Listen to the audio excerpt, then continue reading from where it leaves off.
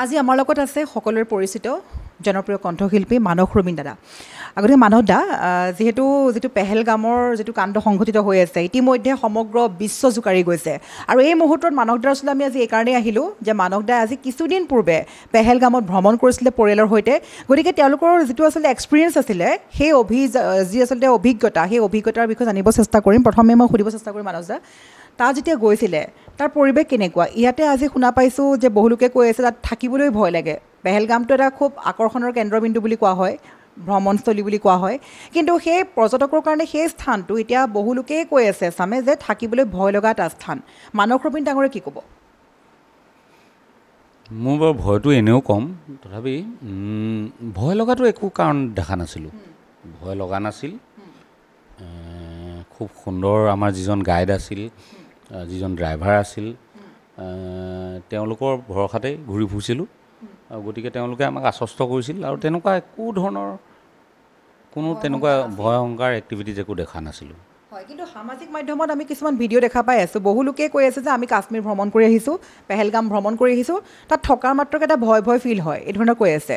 আপোনাৰ দৃষ্টিত সেইখিনি ভয় আপুনি কেতিয়াও অনুভৱ কৰা নাছিল? সেইটো চাইক'লজিকেল, কাৰণ কেলৈ কাশ্মীৰৰ বিষয়ে ইমানবোৰ খবৰ, ভয়ংকৰ খবৰ কিমান দিনৰ পৰা আহি আছে। গতিকে কোনোবা যদি গৈছেও ভয় এটাতো কাৰোবাৰ থাকিব পাৰে। সেইটো আমাৰ অসমৰ ক্ষেত্ৰতো প্ৰযোজ্য।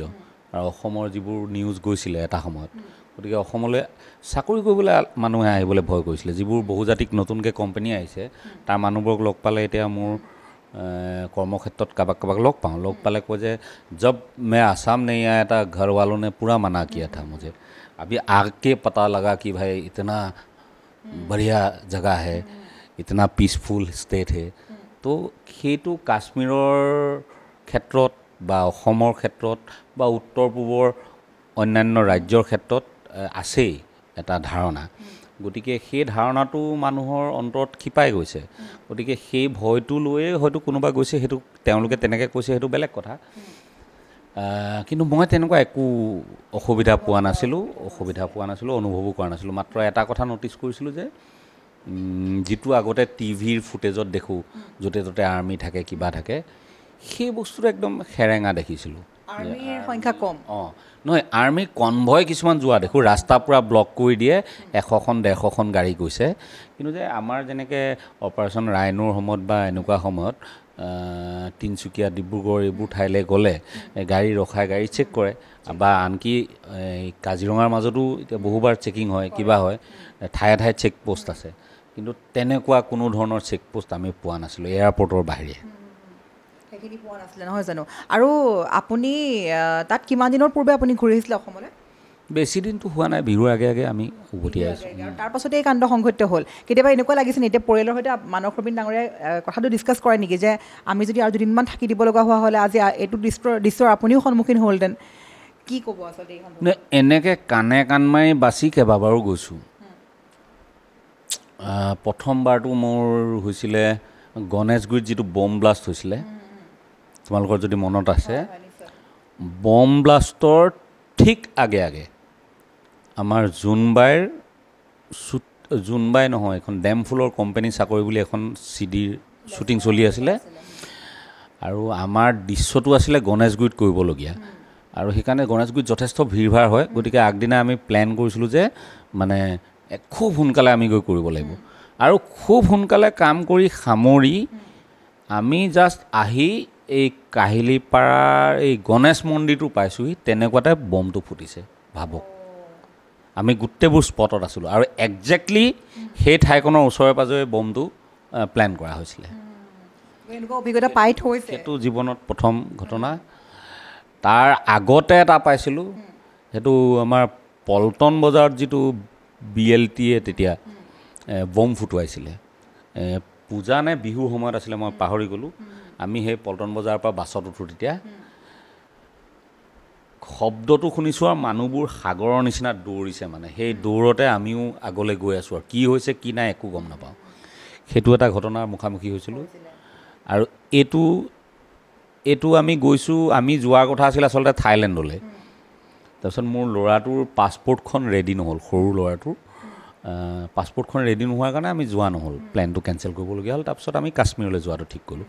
কাশ্মীৰ গৈ পাইছোঁ, শুনিছোঁ যে থাইলেণ্ডত মানে বৃহৎ ভূমিকম্প। তেতিয়া কৈছোঁ যে বোলো আমি নগৈ ভালে কৰিলোঁ দিয়া, ভগৱানে যি কৰে ভালে কৰে। তাৰপিছত এতিয়া কাশ্মীৰৰ পৰা উভতি আহিছোঁ, এতিয়া শুনিছোঁ সেই ঠাইতে এই গুলীবৰ্ষণ।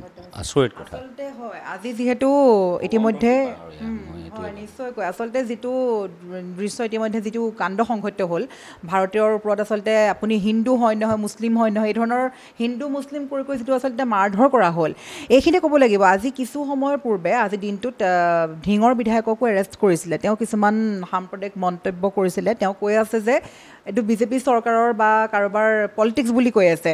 তেখেতক এৰেষ্ট কৰাক লৈ আপোনাৰ দৃষ্টিত আপুনি কি ক'ব? তেখেতক বহুলোকে তীব্ৰ ভাষাৰে গৰিহণা দিছে, ঢেৰ কিবা কিবি আমি পোৱা গৈছে খবৰ। আপুনি কি ক'ব? আচলতে এই চোৱা সময়ত ৰাজনীতিৰ কথা নাহে, কাৰণ পেহেলগামলৈ যিবোৰ মানুহ গৈছিলে বা আমি যিবোৰ গৈছিলোঁ, আমি কোন ধৰ্মৰ মানুহ গৈছোঁ, কি পলিটিকেল আইডিঅ'লজিৰ মানুহ গৈছোঁ, এইবিলাক কথা নাহে। ভাৰতীয় মানুহৰ ওপৰত কোনোবাই আক্ৰমণ কৰিছে, দুষ্কৃতিকাৰীয়ে আক্ৰমণ কৰিছে। গতিকে এতিয়া ভাৰত হৈ থিয় দিব লাগে, ভাৰতবৰ্ষৰ হৈ থিয় দিব লাগে। আমিনুল ইছলামে কৈ আছে যে সেয়া বিজেপিৰ কিবা হাত আছে বুলি কৈছে।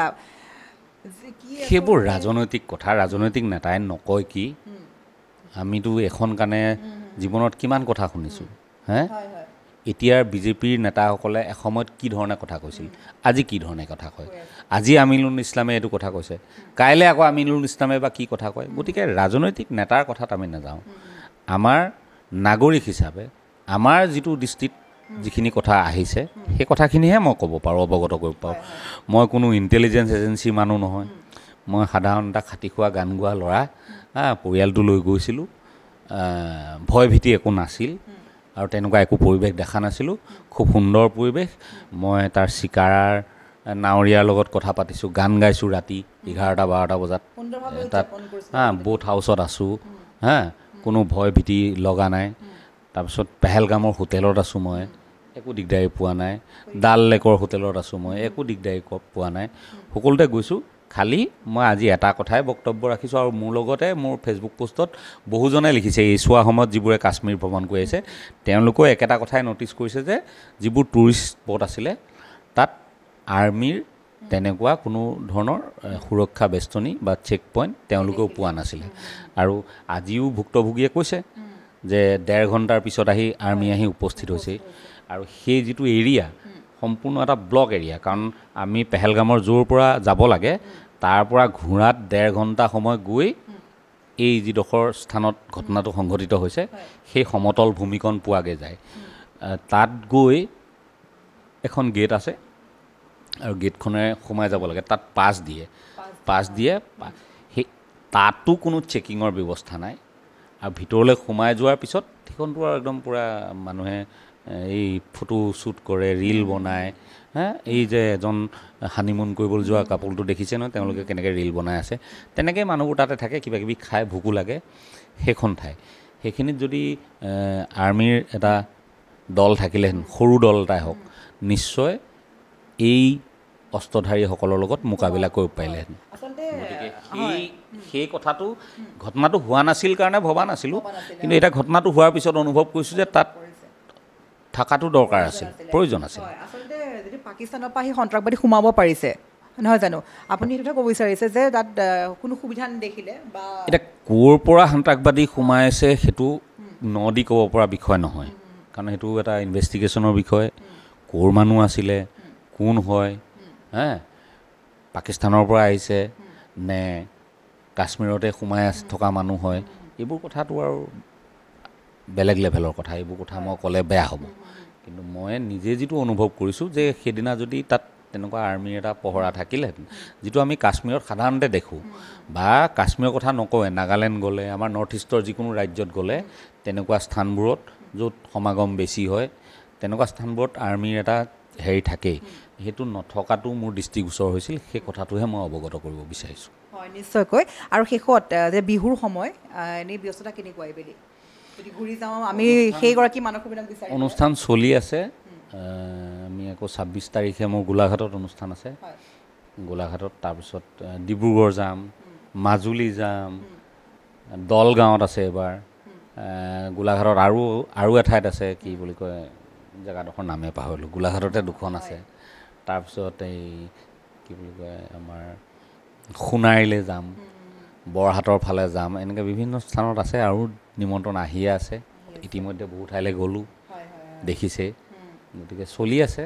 অসমৰ ৰাইজে মৰমত মাতিছে আৰু ৰাইজৰ এইখিনি মৰম আৰু আশীৰ্বাদ লাভ কৰি সঁচাই আনন্দিত আৰু ভগৱানৰ ওচৰত কোটি কোটি ধন্যবাদ যে ইমান ডাঙৰ বিপদ এটাৰ পৰা আমাক বচাই আনিলে বুলিয়ে কৈছোঁ। কাণে কাণ মাৰি আমিও ওলাই আহিছোঁ। ঘটনা ঘটিছে, কোনে জানে কাৰ কপালত কি লিখা আছে, হয়নে? আৰু মই এই যিজন ড্ৰাইভাৰ আৰু যিজন গাইড আছিলে, কালি ফোনত কথা পাতিছোঁ পৰিস্থিতিটোৰ সম্পৰ্কত। সিহঁতি পেহেলগামৰে হয়। তেহেঁতি সেইটোৱে কৈছে, या अल्लाह ये क्या हो गया पता नहीं, एकदम पूरा डूब गया है, हम लोग का 10-15 बुकिंग था, सब कैंसिल हो गया है, अभी गाड़ी का EMI देना बाकी है, कैसे चलेगा परिवार पता नहीं। तो সাধাৰণ মানুহখিনি, খাটি খোৱা মানুহখিনি সদায় ভিক্টিম হয় ন পৃথিৱীত, যিবোৰে এই পৰ্যটকক লৈয়ে তেওঁলোকৰ ব্যৱসায়। কাৰোবাৰ ড্ৰাই ফ্ৰুটছৰ ব্যৱসায়, কাৰোবাৰ হোটেলৰ ব্যৱসায়, কাৰোবাৰ গাড়ীৰ ব্যৱসায়, কাৰোবাৰ গাইডৰ ব্যৱসায়। তো সেই গোটেই মানুহখিনি সৰ্বাশ্ৰান্ত হ'ব এতিয়া। সেইটো চবতকৈ ডাঙৰ কথা। ঘটনাটোতো কোনোবাই ঘটাই গ'ল, কিন্তু ভুক্তভোগী কোন হ'ব? আজি এই 26-27জন মানুহ মৰিল, তেওঁলোকেতো উপভোগ কৰিবলৈহে গৈছিল জীৱনটো, হয়নে? এইটো একদম নভবা নিচিন্তা কথা। সেয়া বৰ দুখ লগা কথা। আৰু গোটেই সমগ্ৰ ভাৰতে একমুঠে থিয় দিব লাগে। আৰু সন্ত্ৰাসবাদ আৰু সন্ত্ৰাসবাদীক কোনোদিনেই ভাৰতবৰ্ষই ক্ষমা কৰা নাই, ক্ষমা কৰা উচিত নহয়। চৰকাৰে উচিত পদক্ষেপ ল'ব লাগে, সোনকালে তেওঁলোকক কৰায়ত্ব কৰিব লাগে, উচিত শাস্তি বিহিব লাগে। আৰু এনেধৰণৰ ঘটনা যাতে পুনৰাবৃত্তি নহয় তাৰ ব্যৱস্থা ল'ব লাগে। গৃহ বিভাগৰ সম্পূৰ্ণ দায়িত্ব এয়া। আৰু কাশ্মীৰ আজিৰ তাৰিখত এখন ইউনিয়ন টেৰিটৰী, গতিকে ইউনিয়ন টেৰিটৰী হিচাপে চেণ্ট্ৰেল গভৰ্ণমেণ্টৰ চবতকৈ ডাঙৰ দায়িত্ব আছে ইয়াত। গতিকেলৈ এইখিনিয়ে মোৰ ক'বলগীয়া। নিশ্চয়কৈ এয়া আছিল আমাৰ লগত মানস দা, যিহেতু মানস দা আজি কেইদিনমানৰ পূৰ্বে পেহেলগামৰ পৰা নিজৰ পৰিয়ালৰ সৈতে ফুৰি আহিছিলে। আৰু তাৰ পাছতে আজি মানস দাই ব্যক্ত কৰিলে তেওঁৰ আচলতে যিখিনি অভিজ্ঞতা হ'ল, এক্সপিৰিয়েঞ্চ হ'ল, সেই এক্সপিৰিয়েঞ্চখিনি। গতিকে আমি আগবঢ়াইছিলোঁ এই বিশেষ প্ৰতিবেদন। আৰু যিহেতু পেহেলগামৰ এই ভয়ংকৰ পৰিস্থিতি, আৰু ইতিমধ্যে খবৰ সকলে আপডেট পাই আছে যে কি হ'বলৈ গৈ আছে, আজি নিশাৰ ভিতৰতো হয়তো কি পৰিস্থিতি হ'বলৈ আছে পাকিস্তানত, তাৰ কোনো ঠিক নাই। গতিকে চাই থাকিব পৰৱৰ্তী খবৰৰ বাবে নিউজ 18 চাম। ধন্যবাদ।